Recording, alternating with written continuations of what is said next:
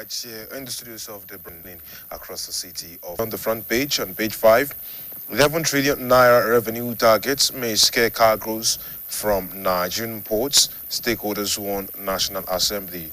On page 13, NBA rejects alleged AGF directives, insists election. What is re-election? Ekpemukpolo tells Nigerians. And on health, in page 13, we have recreational drugs, including cannabis, can cause stroke, and that's according to a study. On page 4, Erufai's wife to Tinubu, my husband doesn't deserve this persecution. ICPC arrests his doctor over alleged abuse of privilege and breach of medical visits. On page 3, Senate wants stop to rehabilitation of terrorists, and we have a direct conclusion of xenophobia probe within 2 weeks. All right, now flipping on to what we have on the inside pages of the Tribune newspaper for today. On page 2, 2026 budget, article queries alleged diversion of funds for road projects, and PSC dismisses 4 senior police officers, sanctions 31 others. Also on page 3, insecurity, Senate 6 meeting with Tinubu wants federal government to stop rehabilitation of terror and data centers face major tests under CBN's local hosting mandates. On page 6, Lagos to Abuja FS saw above 500,000 naira amid surge in passenger demand. 4 universities share 235 million naira win major honors at Maiden Nigerian Engineering Olympiad. We also have this one. NNPC records 98% recovery across 5 crude oil export terminals, and experts warns Nigeria against underutilized capacity and funding gaps. All right, we'll go for this commercial break, and when we come back, we'll have more stories from the Nigerian Tribune for this morning. In today's fast-paced world, staying ahead demands peak performance from our bodies. Like never before, our bodies need an optimum supply of essential nutrients, and Supermalt supports our daily nutritional needs. Supermalt has 20 essential vitamins, minerals, and natural extracts for overall health and wellness. 1 Supermalt a day gives you energy and vitality, improves your mental performance, and supports your immunity.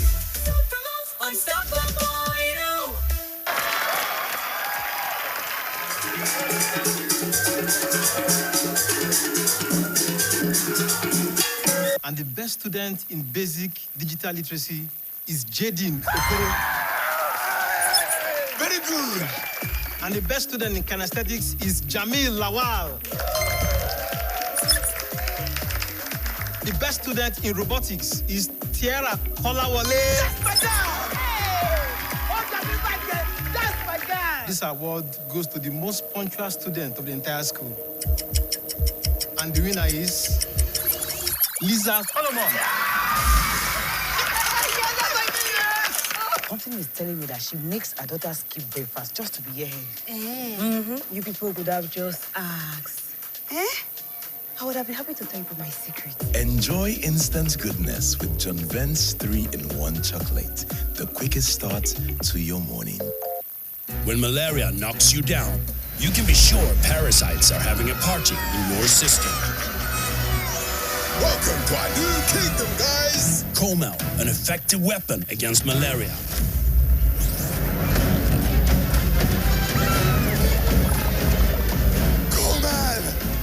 Attacking the parasite army directly to give you express relief and get you back on your feet effectively. Comel on. Malaria gone.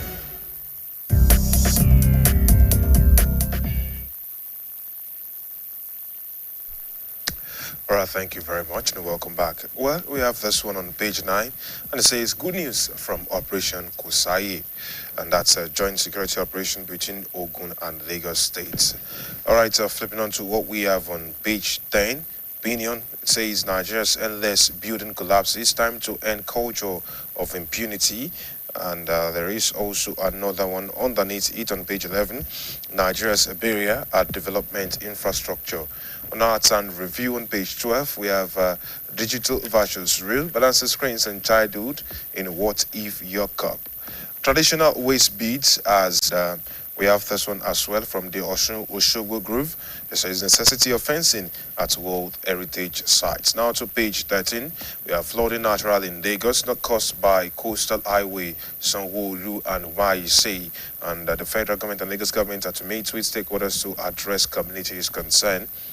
We also have something on page 14 where Diri allows Epic Atisa people for support 6 partnership at the Pune Epic Festival. We also have Delta to purchase 50 CNG buses, electric vehicles, and build mega bus terminals. On page 15, we have the government demolishes stalls on the power line in Ego Market. And of course, we have Edo Cleric plans mass prayer against insecurity and economic crises. Now to midweek politics on page 17. North Central agenda for presidential candidates ahead 2027. Also on page 18, Oshun 2026, our PVC controversy and peace parley boycotts, violence defections are raising temperature. And on page 19, Ondo politics of candidate substitution and power struggle. I beg your pardon. Now to page 20, North Central agenda for presidential candidates ahead 2027 continues. And of course, on page 21, APC says it reviewed over 720 petitions after primaries and denies candidates substitution. Kwara 2027, local government cries out over alleged marginalization. APC governors meet in Kebbi, declare support for Tinubu's economic reforms and national policies. ICPC urges INEC officials to uphold integrity ahead of 2027 general elections. And we have on page 22, candidates list. INEC will upload only winners of monitored primaries, says National Commissioner. And yes, indeed, there is more about the APC nomination list. On page 23, Governor Alia's last-minute efforts eats rock. Appeal court adjourns till July 14 for hearing of suit against the registration of ADC, Accord, and 3 others. Okay, moving on to what we have right here.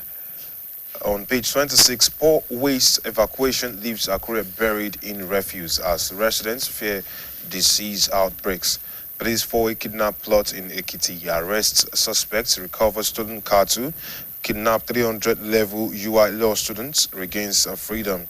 Say Malam Group is not a designated terrorist organization, says the police.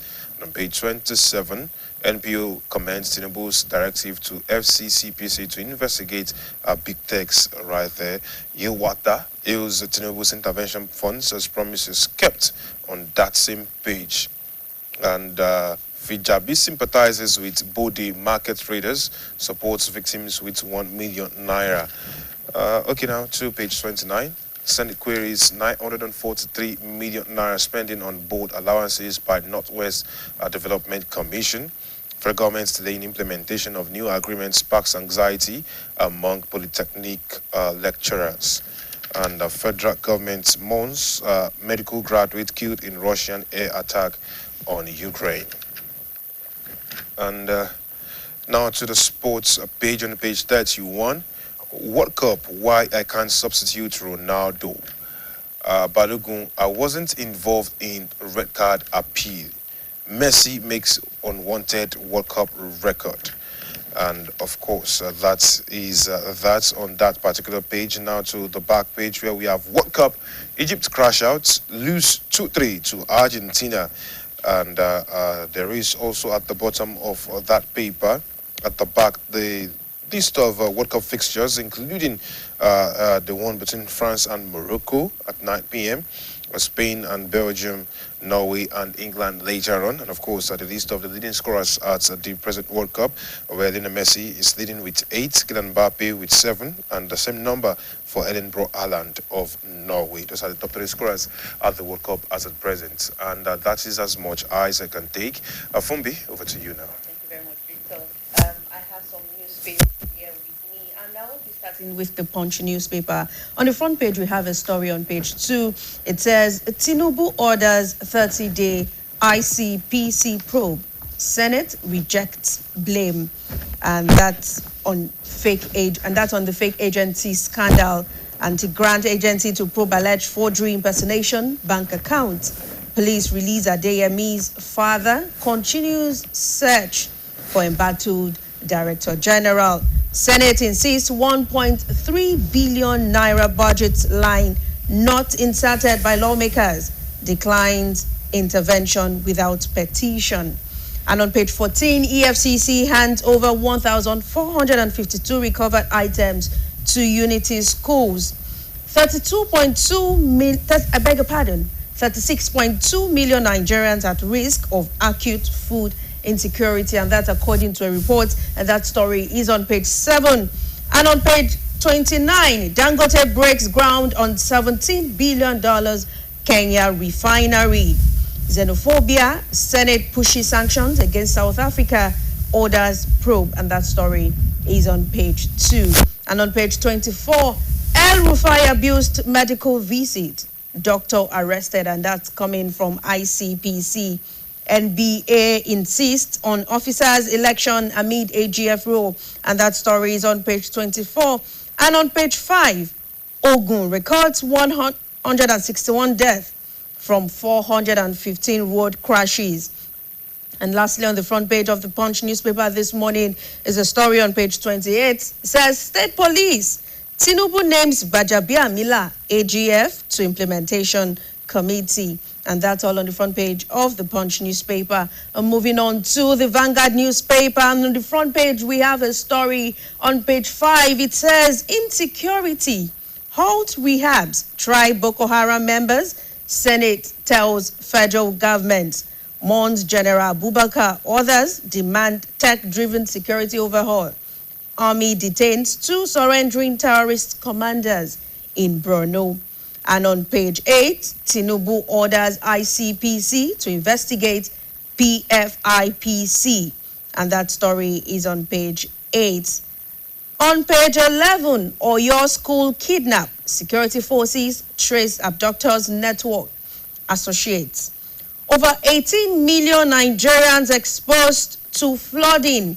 And that's coming from NHSA.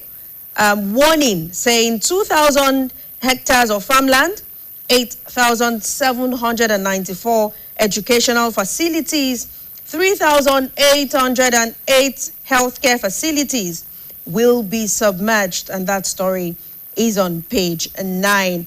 Alleged sexual harassment. Protesters ask Senate to suspend ambassadorial nominees' confirmation. And that story is on page 9. NPO hails Tinubu's big tech probe over content exploitation. And that story is on page 9 also. And that's all we have on the front page of the Vanguard newspaper. Moving on to The Guardian. On page 6, we have anxiety as planned expansion may affect 2,700 buildings, 10,800 homes. And that's talking of the Lagos-Calabar highway. Nigeria's population growth may worsen sanitation crisis. And that's coming from the African Development Bank, a warning. And that story is on page 7. Senate rejects Boko Haram rehabilitation, says justice must prevail. And that story is on page 30.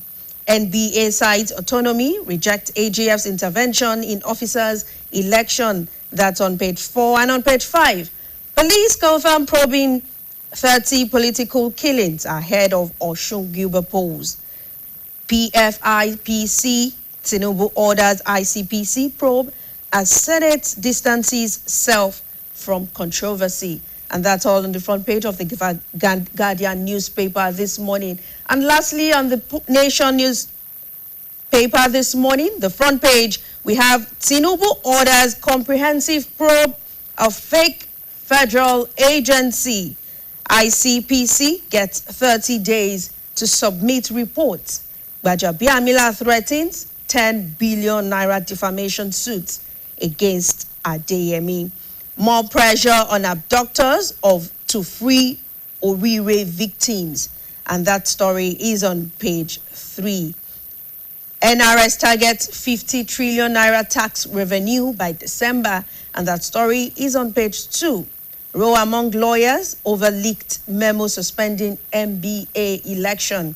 And that story is on page 4. And lastly, on the front page of the Nation newspaper, we have a story on page 30. It says, terrorists killed in Katsina as ISWAP chiefs surrender. And that's all we have on the newspaper review this morning. We'll be right back after the weather reports, commercial break, and we head straight to our interview segments. Please stay with us. Don't go nowhere.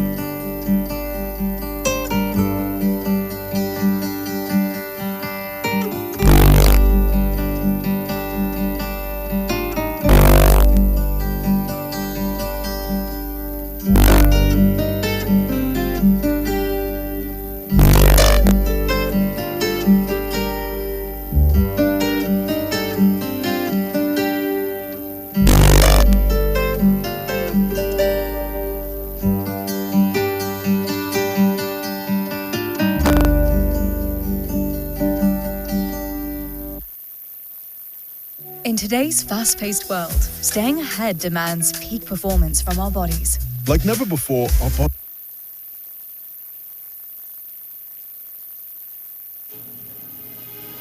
Excuse me, ma. This is your 100% human hair. Babes, are you sure you want to spend this much on hair? Since your landlord just increased rent, I saved for this one separately on money points. Ma, you say you save on money points? Yes. This madam money points here, the array of hair dryer there is target savings money points I used to have it. The rest of this my sub is this savings money points I used to do it. The salary of this my staff is save as you transact. Jennifer, money point save as you transact. Money point fixed savings and money point target savings. What's up?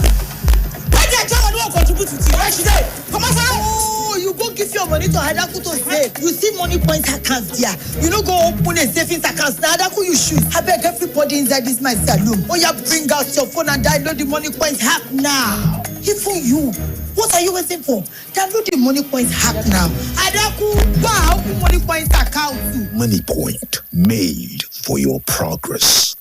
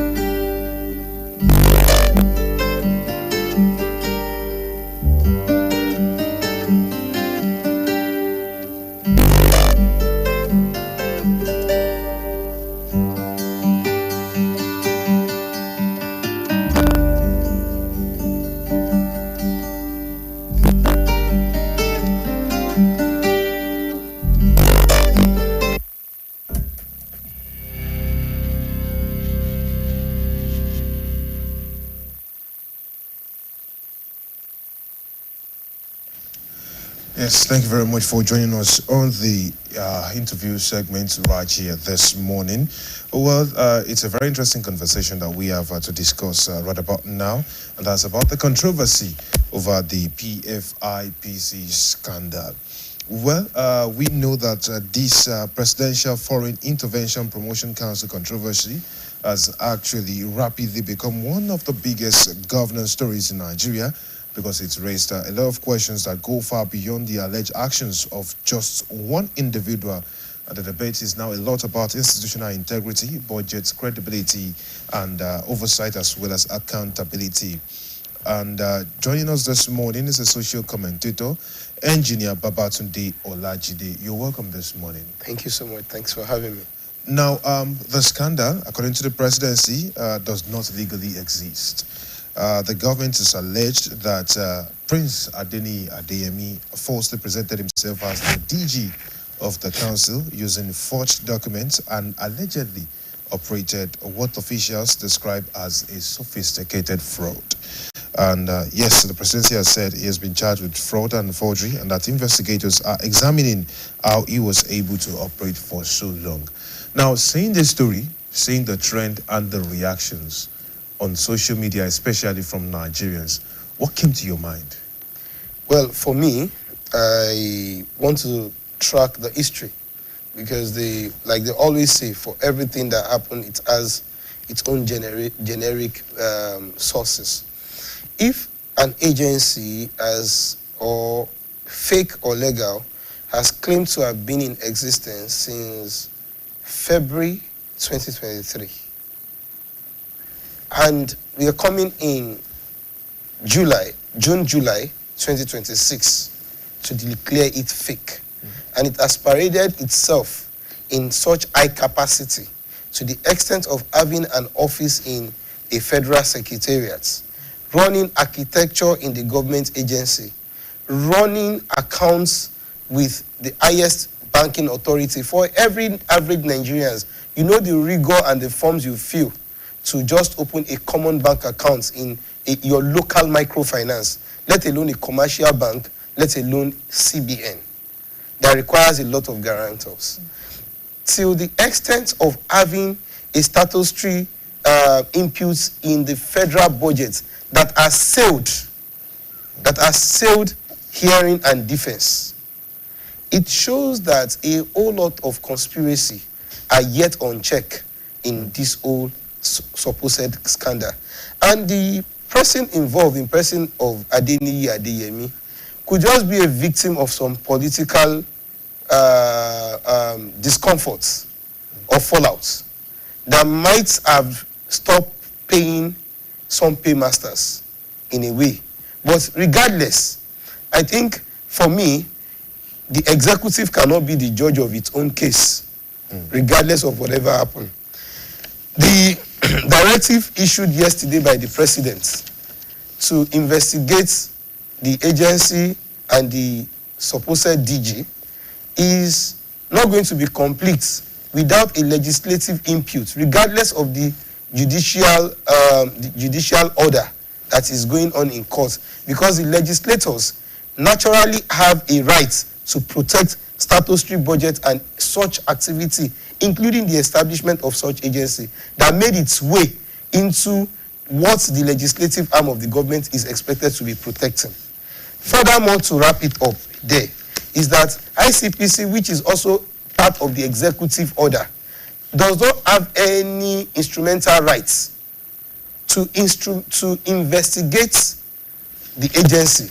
Rather, the impressing of the supposed culprit should be invited to the legislative arm of the government for proper scrutiny and face the plenary session as expected, which cannot be done as a statutory order alone. It must be done in parallel of whatever the judiciary is coming out with. So for me, the whole of that scandal remains something that must be charged properly by the Nigerian government alongside some independent bodies. Okay, now there's a development as we read in today's paper. I think I'll just go through that part. The Senate has said they would not dabble into the controversy, and as they said, there's no petition before it on the matter. They also clarified that the budget line in the 2026 budget did not come from the Senate, but came as part of executive insertions. I think these are the areas where we start to query and ask questions about what the Senate is looking at. When it comes to matters like this, who exactly is supposed to start the questioning? Because now the presidency has, set up a commission to investigate this matter. But then we're looking at the involvement of Gbajabiamila and, the alleged threats to the prince himself. So, like I said earlier, the presidency cannot take a solo journey on this matter. Instructing ICPC to investigate alone knowing fully well that ICPC as an agency or commission is an arm of the presidency. It's more like the executive probing itself of an order. Now, if the legislative arm of the government insists that they are going to distance themselves, that means they do not have a substantial right to say they claim to protect Nigerians' integrity as representative of every Nigerians in the House of Assembly. Knowing fully well that the same House of Assembly, Senate and whatever are informed on the passing of that budget, where you have a statutory 1.3 billion naira allocated to this particular purported fake agency, is this supposed to be an oversight or incapability of the legislative arm not to have detected it, for it to have made its way to getting passed? And now executive is paroling its own agency to audit or to probe into a matter or an affair that he is guilty of. So, as much as the judiciary has a right to probe further, Section 88 of the Nigeria, 88 and Section 89 of the Nigerian Constitution, under the Chapter 5, Part 1, also gave a right of protection by the legislative to summon both the executives and witnesses to the hearing of the House as a parallel investigative measure, alongside the culprits as suspected. And also we should be guided that the young man is expected to be a suspect, because there had not been established allegation, because he also have counter opinions about whatever that is happening to him. Like I said also earlier, he might be a victim of political fallout. When we talk about victim of political fallout, I saw his statement, I read his statement, and let's take it from the beginning. He mentioned that he paid 400 million naira to get that position as the Director General of that particular agency, and he's yet to balance 200 million. And he was also told he would have to pay 48% out of the budget allocated to that particular agency. And that was where the disagreement came, according to his statements. Now, when we have, positions like that being bidded for, where we have government agencies, people buying those positions, what does that say about our process in Nigeria generally, especially public offices? Okay, I am fond of using a particular quote. The dream of every Eruku in politics is to become a lenient and further advance his dream to become owners of men and finally retire in politics. We have consistently overhyped the benefit of politics that has made a lot of people soil their fortunes to get a political office at all costs. And where there are no offices, there are still offices.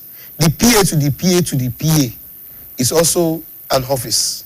And there is a funny skit that was raving online at some point, where the PA opens the door for his boss, and the PA also have someone to open the door for him, and another person have the, and that is the case of what we have here.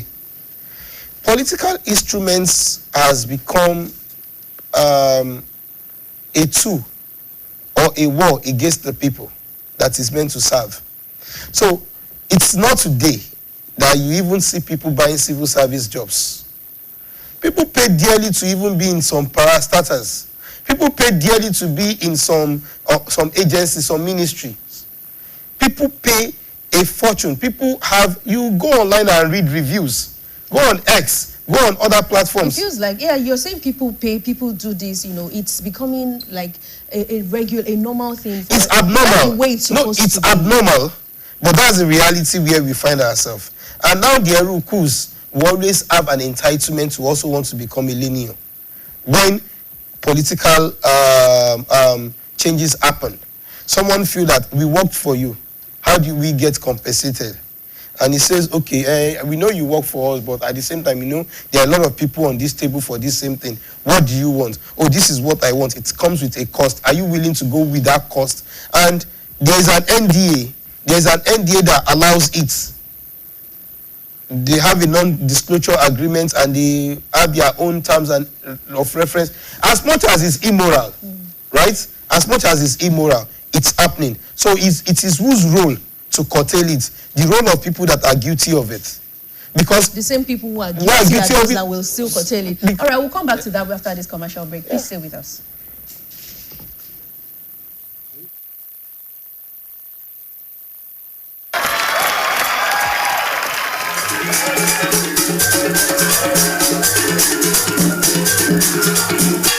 And the best student in basic digital literacy is Jadin.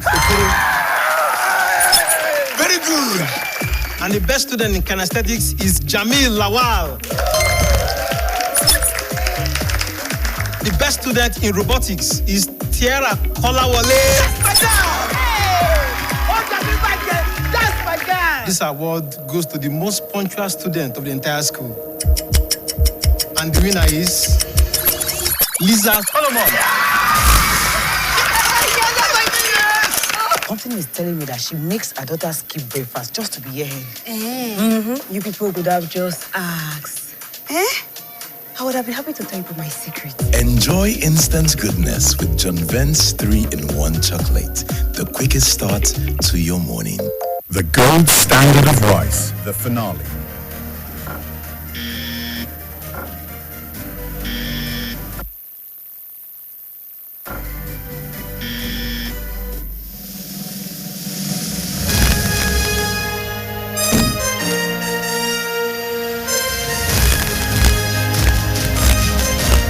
High swelling index, non-sticky, no stones. Big Bull Gold, the gold standard of rice.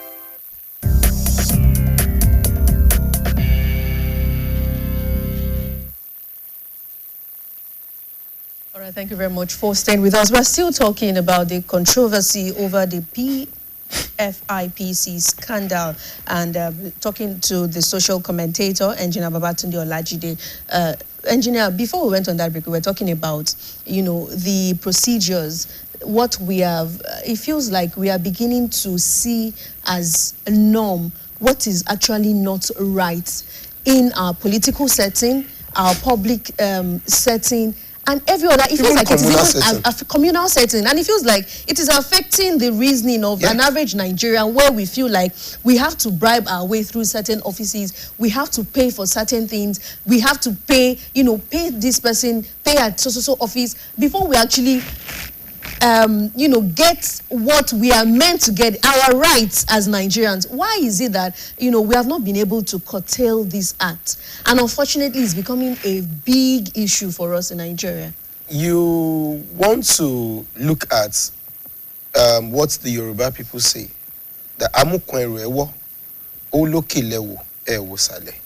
You cannot solve a problem with a simple solution syndrome. This has been a failed process from the basic level of education, where people struggle, lobby to get into a particular school, a particular course, regardless of the academic performance. So someone who is so used to that system of choice of school, choice of course, and fighting their way out regardless of the academic performance, is equally going to be so used to getting an appointment after graduating, regardless of whatever thing. So it has become a long pandemic in our social system. Now, the reason why it is now going to be very difficult is that, like I said earlier, the curtailers are now the culprits. Those who are supposed to control, that are supposed to create a balance and a check, are now deeply involved. Nepotism, favoritism is everywhere. We can see it. And you cannot say that this will just fix itself overnight. Some people were born in that system. You know the son of who you are. Don't worry. Whatever you want here, you get. Don't worry. You get a note. Regardless of how many persons are on the queue, you get a job. you get fixed in a particular agency or parastatal, not because you are competent, but because you have the capacity to meet and connection to meet some people, or you are just privileged. And that is why I always tell people this, that Adeyemi is just a victim of politics. I still want to repeat that. He's a victim of political fallout. Someone got him that space in secretariat to use as an office. When you enter the building of secretariat, it's not a public building for any public person to come and have a space. It's supposed to be a government building. So someone must have assigned that.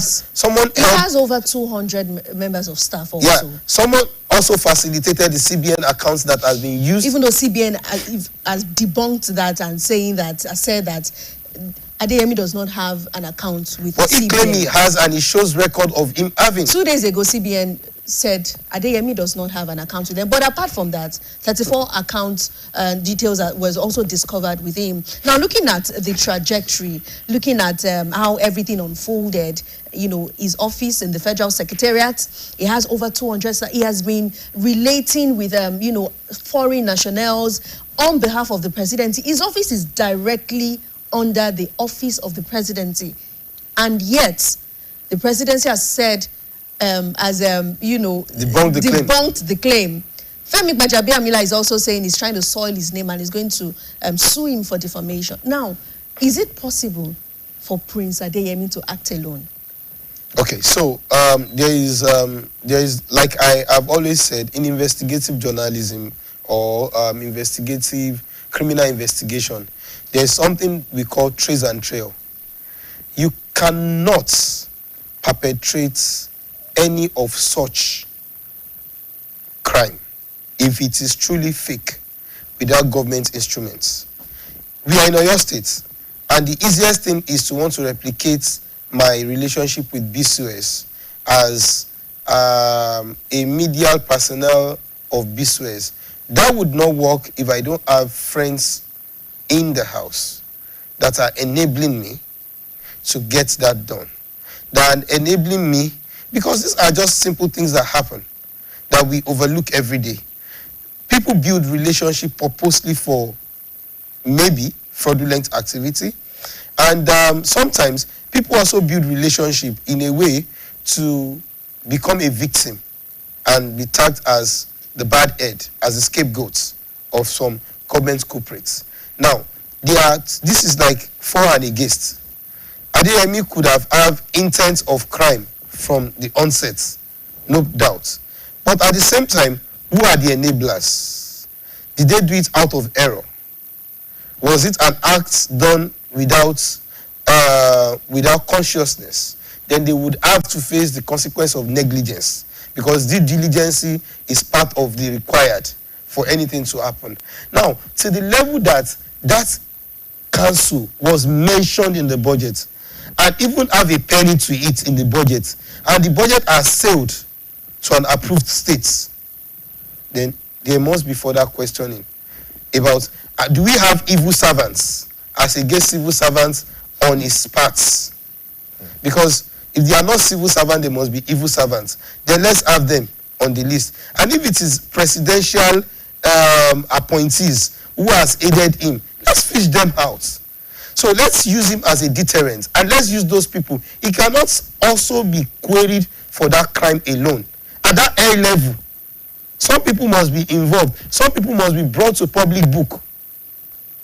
And if anybody is querying for defamation of character and all of you, don't forget that we also have the right to freedom of speech, which Adeyemi can exercise to the brim, except if he is found guilty of any of the purported allegation like defamation of character. And recently, just a few days ago, his father was arrested.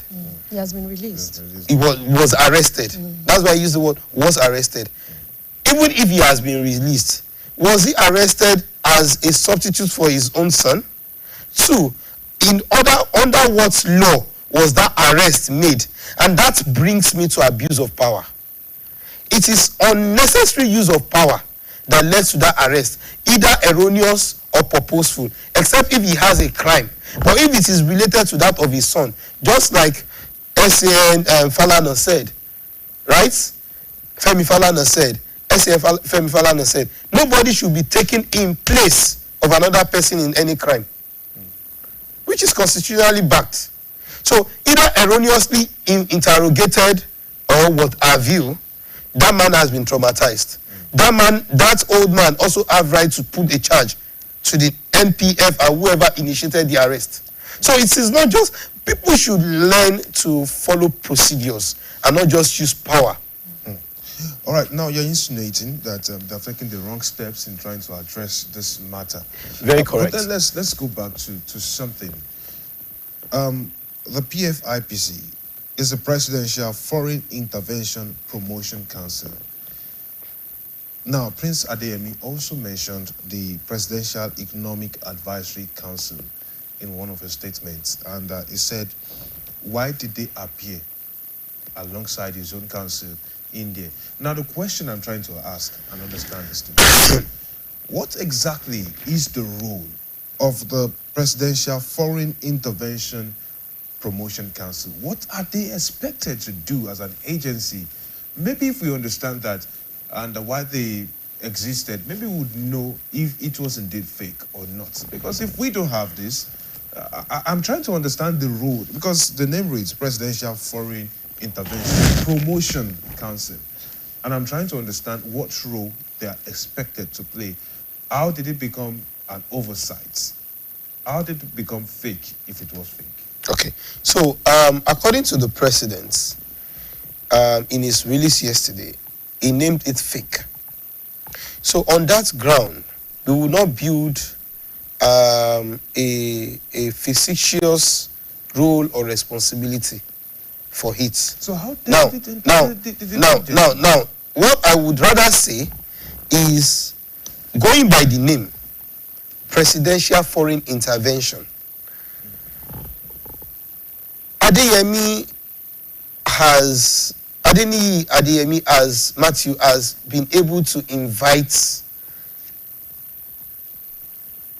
members of different countries alongside one or two government dignitaries.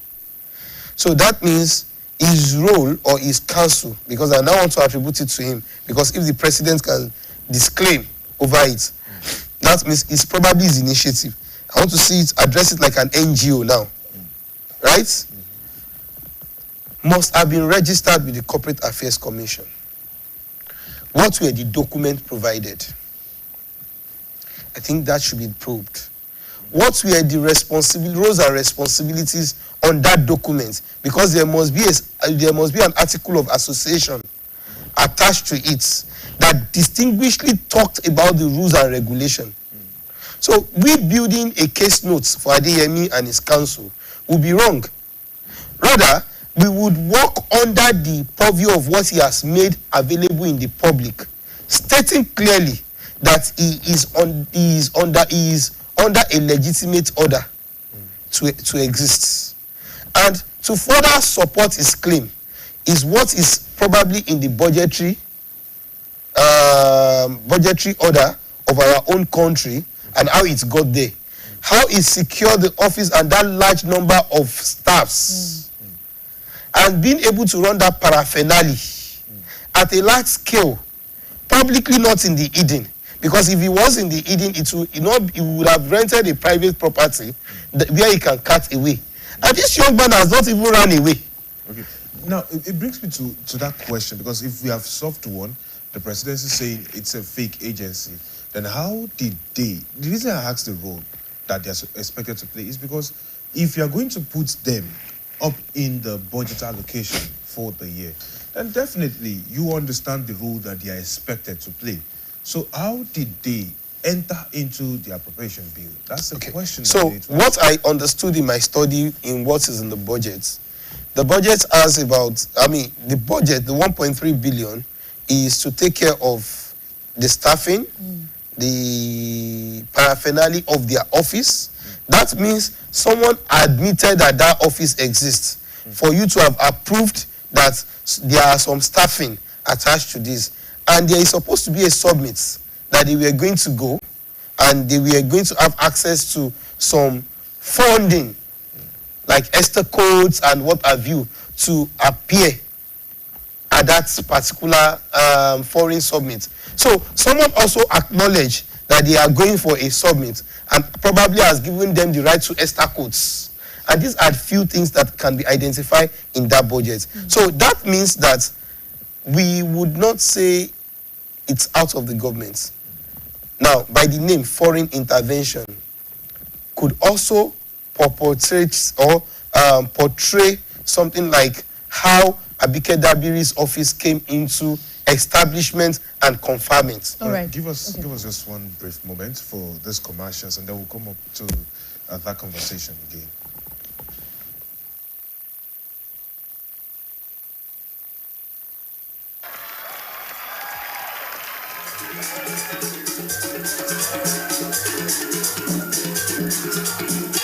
And the best student in basic digital literacy is Jadin Okoro. Very good. And the best student in kinesthetics is Jamil Lawal. The best student in robotics is Tiara Kolawole. That's my guy. This award goes to the most punctual student of the entire school. And the winner is Lisa Solomon. Something is telling me that she makes her daughter skip breakfast just to be here. You people could have just asked. I would have been happy to tell you my secret. Enjoy instant goodness with John Vence 3-in-1 chocolate. The quickest start to your morning. Excuse me, it's your 100% Babes, are you sure you want to spend this much on hair? Didn't your landlord just increase rent? I saved for this one separately on money points. No, you say you save on money points? Yes. This madam money points here, the array of your dryer there is target savings money points I used to have it. The rest of this my sub is this savings money points I used to do it. The salary of this my staff is save as you transact. Jennifer, money point save as you transact. Money point fixed savings and money point target savings. What's up? I can't tell what you contribute to tea. Right today. Come on, oh, you go give your money to Hadaku to save. You see money points accounts there. You know go open a savings account. Now Hadaku you shoot. I beg everybody inside this my saloon. Oh, yeah, bring out your phone and download the money points hack now. Even you. What are you waiting for? Download the money points hack now. Hadaku, wow, open money points account. Money Point, made for your problems.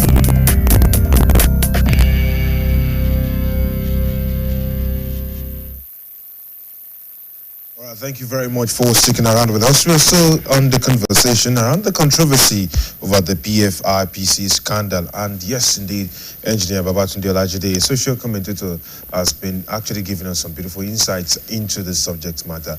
And now you are onto something, trying to, bring up some comparison with Abike Dabiri. So this is it. When you look at the Diaspora Commission, came in initially almost like this. And at some point, it ran a lot of activities before it became an establishment and what in Ministry of Communication. So that's where... Well, it didn't come as a fake agency. It did or come as an allegedly fake agency before it was eventually adopted. So I think there is a problem with systemic failure. This administration needs to be questioned. If you claim it is fake and it's made its way that much, this administration means that they have high level of negligence in thorough administration. You must push very well for structural solution to this if we don't want this to repeat. Because you know why? Nigerians are very smart. If they see one person get away with a crime, if truly is a crime, you see more of it starts coming up. Now, also, if they see that it sailed and it went under the carpet, as it is being addressed currently, using executive to put executive, you are not likely to get a fair judgment. Okay, talking about structure, as we begin to wind down now on this segment this morning, talking about structural solution, with how everything has unfolded. By July 27, right? Now, we need the legislative to be accountable too, as our representatives. How this become a fake agency and is in their own national. The structural solution, number one, independent judiciary panel must be set up.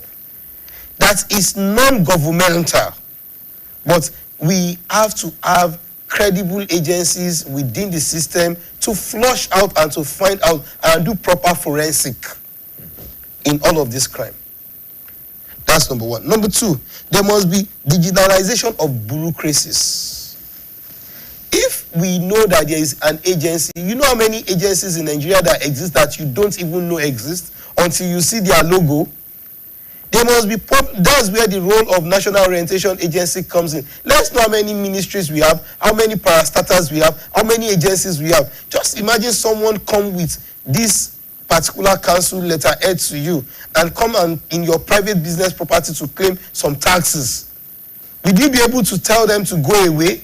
And you see them with the heavy eloxes and all of that. And the last one is consequence for internal collaborators. Until they are being brought to book, because if we exonerate the internal collaborators and ADME have to face this old music alone, it means that some people in the government instruments will still do more of it and find a way to exonerate themselves. All right, that's much we have to take with engineer Babatunde Olajide, a social commentator who's been talking about the controversy over PFIPC scandal. Thank you so much, Engineer Olajide. We really appreciate your input, but unfortunately, we have to stop here for now to bring in our next guest. We'll be right back. Stay with us.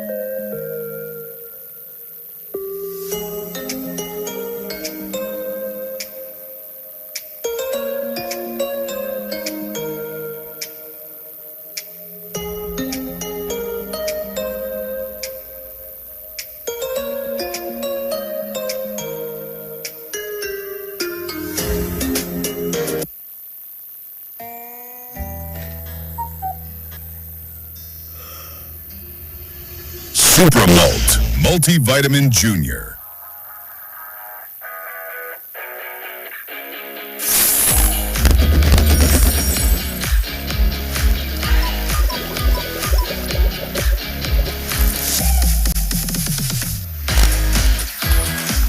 Supramalt Multivitamin Junior. Being mommy simplified. When malaria knocks you down, you can be sure parasites are having a party in your system. Welcome to our new kingdom, guys. Comel, an effective weapon against malaria.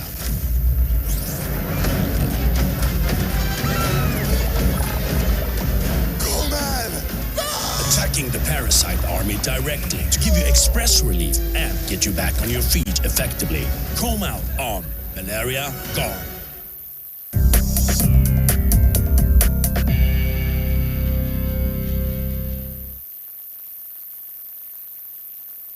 All right, thank you very much for staying with us. We're still talking about the controversy over PFIPC scandal, and that's the Presidential Foreign Intervention Promotion Council scandal on every other, issue that have emanated from that particular agency for the past 2-3 weeks. And we are seeing a lot of revelation unfolding. To do justice again to this conversation this morning, we have a former federal legislator in the studio with us. Is Honorable Larry Agoro.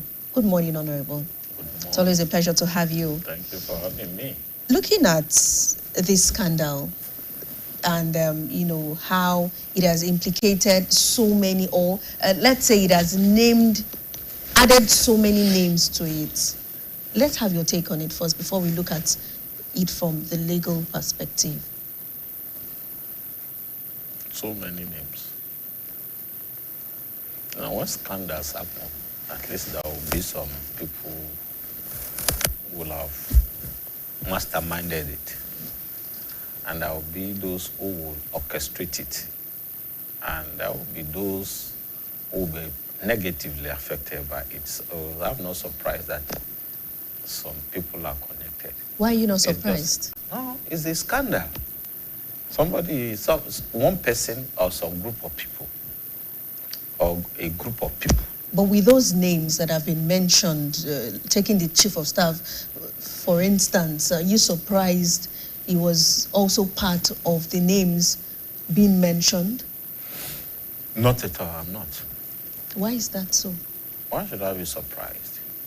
Let me take it from this point of view. Mandela, the vintage Mandela, said one thing. He said, when mistake is made more than once, it is a decision. When mistake is made more than twice, it is a habit. And when mistake is made more than thrice, it's character. Taking it from there, that or this is not the first time that Baja will be mentioned in such a thing. So,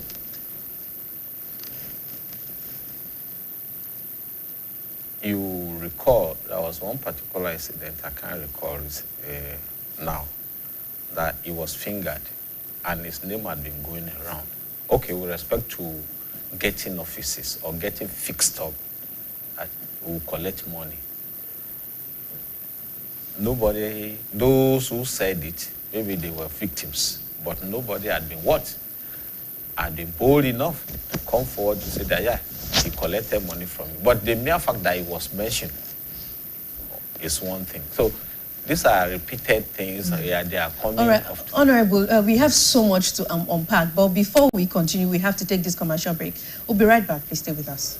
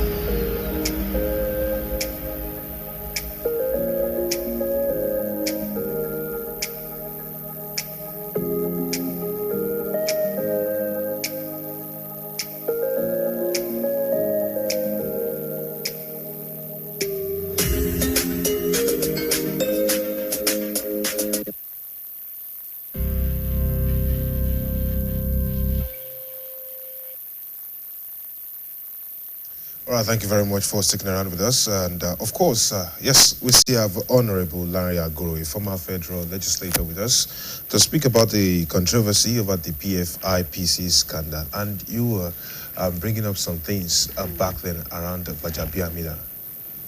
Yeah, I was asked if I was surprised by what actually happened. And I was trying to say that I wasn't surprised. The question is, why?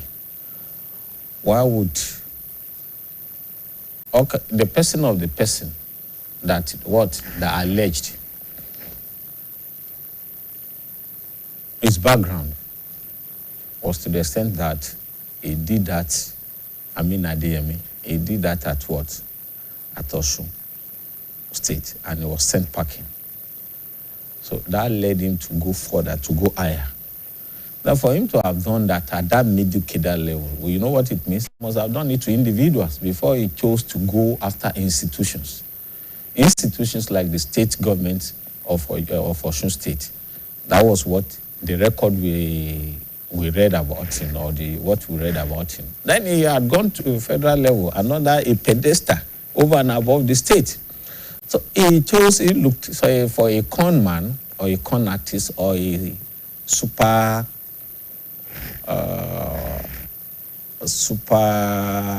fraudster. What you need to look is to look at the soft target, the weak point in the jigsaw puzzle. You now attack it. Why did he choose the office of the chief of staff to the president? Is it the person of the chief of staff, or the office of the chief of staff, or both? That he has chosen to what?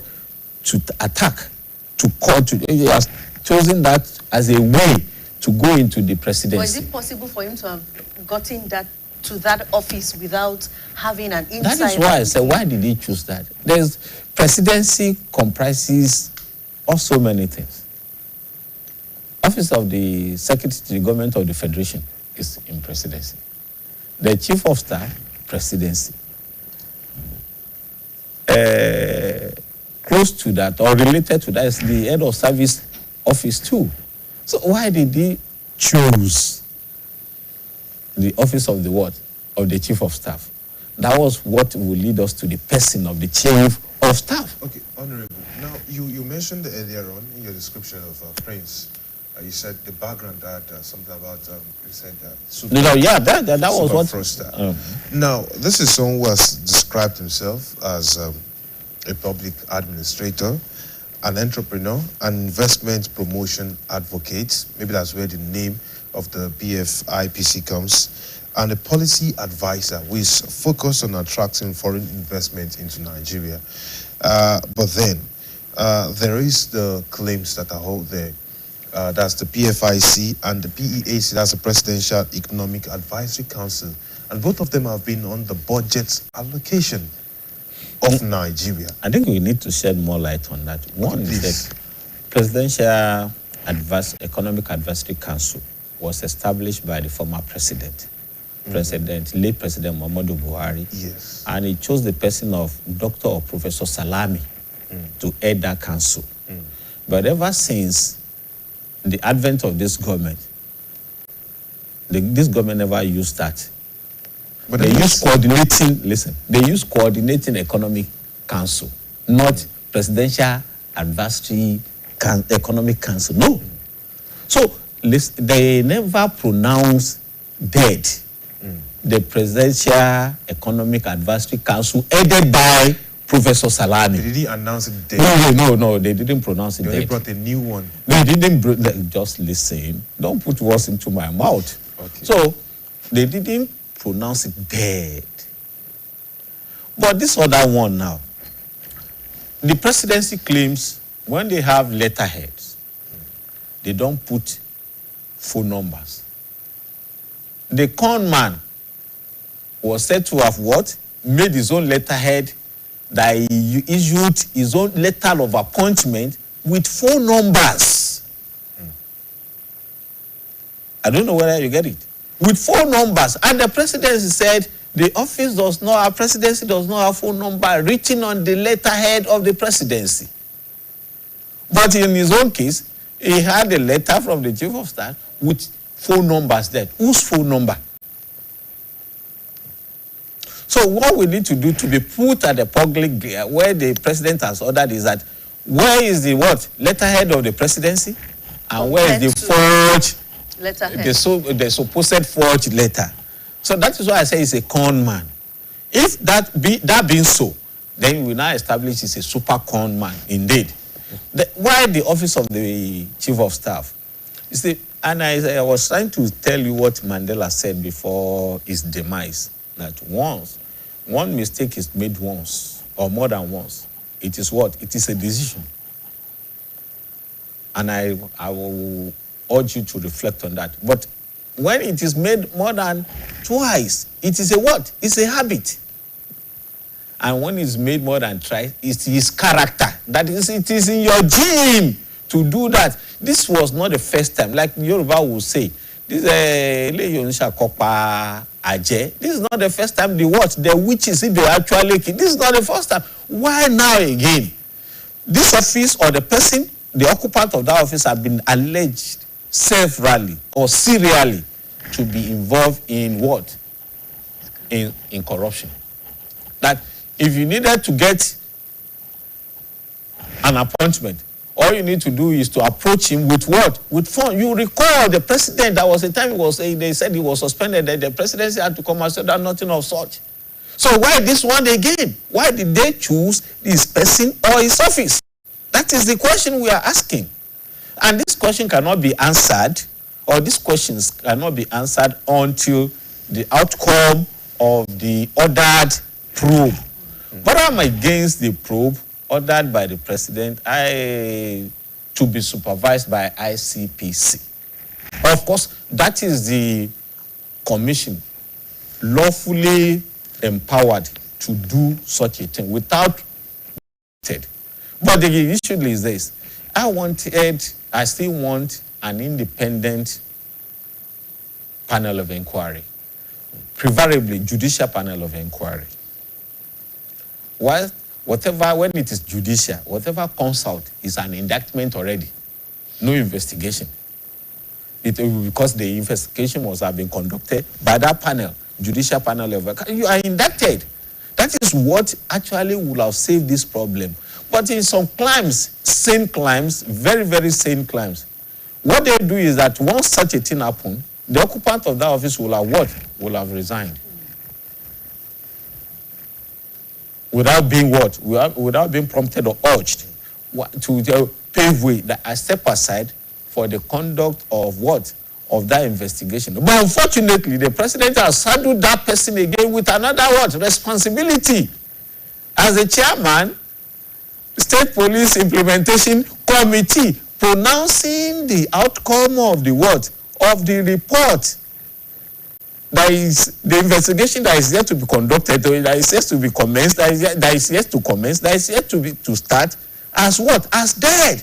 Because you are saying you have vote of confidence, you have passed vote of confidence on the person of Baja, who is being alleged to be involved in corruption, collection of 350 million. We are not saying, because there's what they call presumption of what? Of innocence, even under our constitution. We are not saying he's already guilty. But what we are saying that with the same situation is that, yes, you have been alleged. All you need to do is that don't give him any responsibility again. Let him step aside so that there won't be, what I will say, what people will think that the outcome or the panel is being teleguided. Because how would he still be in that office and they will call him? They will call him as who? All right, Honorable. The respect is always there, because like when you have a dog and the dog passes by me, because I know it's your dog, I won't want to stone it. That is Yoruba adage. So you think even the investigation that might be carried out is already dead on arrival. Is already dead on arrival with that responsibility that he has been saddled with. A very major responsibility. at this point in time, when a person is allegedly involved But does in it corruption, also affect, I mean, based on your recommendation, the judicial panel of inquiry, does it affect the outcome of that panel also, if eventually it was thought to be put together? but no, they won't do it again. The president has already ordered the ICPC to take over, because like ICPC legally is empowered to do such a thing. But that the office of the presidency, the presidency itself will be what? Will be investigated. You know what? How big that office is? Is the head of the staff of the president. Anybody that works there, the chief of staff, that is why is the chief of all those staffers working with the president, and you are investigating him. All other people are under him now. If you don't get to the import, that is the import. And the president went beyond that to now say, okay, chair this committee. Chair this committee. It's not a distraction to be inviting him.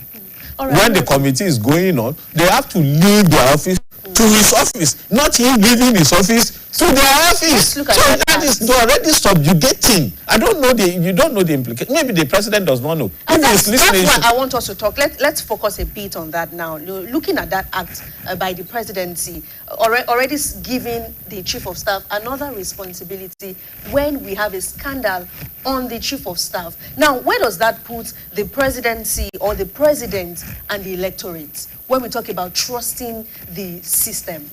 They say, is there any trust? Let's say, I used to say this.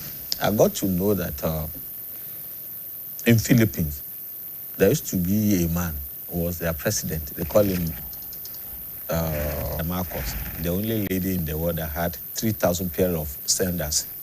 3 what? You seem to also have some. 3,000 pairs of what? Of sandals. That is what she was known for. Then the Filipinos got tired. They sent him packing. Somebody took over. They call her Corazon Aquino. Aquino took over, and they asked her, that's where I'm going, that do people know what they want in democracy? But the popular definition of democracy that you and I know is the one by Abraham Lincoln, saying that government of the what? Of the people, by the people, and for the people. So, Corazon Aquino defined the president after Ferdinand Marcos said, come, what is democracy? Democracy is a situation where people do not know what they want. And they ended up having confederacy of fools. Confederacy of fools. So what we have now is confederacy of fools at the level of presidency down to the bottom here. Okay. Now, Honorable, like you mentioned in Senate climbs, there would have been a lot of pressure from different quarters, say the reps, the Senate.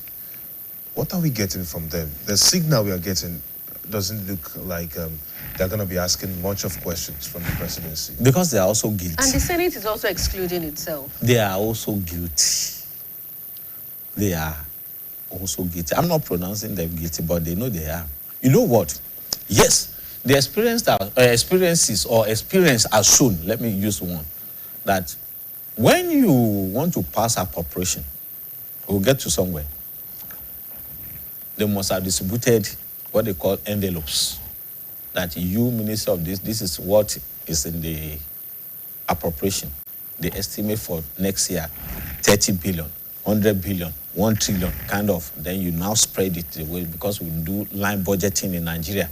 What was there last year, we just change it if they increase your allocation. If it was 10 million naira last year and they put it, they had more money, or you have more money this year, you just put it to 100 million. That is what they call line budgeting. But that is not where I'm going. Where I'm going is that they have many committees of the Senate and the House of Representatives who will oversight certain NDAs based on what? On the scope of your committee. Where did FIP that had 1.3 billion in the what? In the budget. Where did they get it from? And when you are doing budget defense, there's what they call budget defense. The moment the president presents the budget, given Section 81 of the 1999 Constitution as amended, that says the president shall cause to be prepared and laid before the National Assembly. The estimate of next year, Section 80 what? 81 subsection 1. Go and read it, 1999 Constitution. Did 1.4 and 1.3 trillion pass through the office of the president because the buck passes through what? Through his table. What about the budget office? Some people are, when you say so many people, so many institutions are also involved.